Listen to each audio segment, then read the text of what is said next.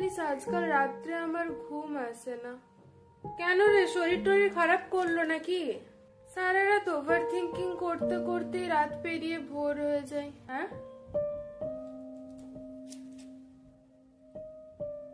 কি হয়েছে?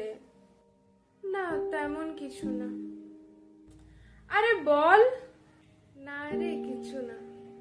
দেখ তুই তো জানিস যাই হয়ে যাক আমি তো তোকে সাপোর্ট করি। বল আমাকে, বল অন্তত কারোর সাথে তো শেয়ার করতে হবে।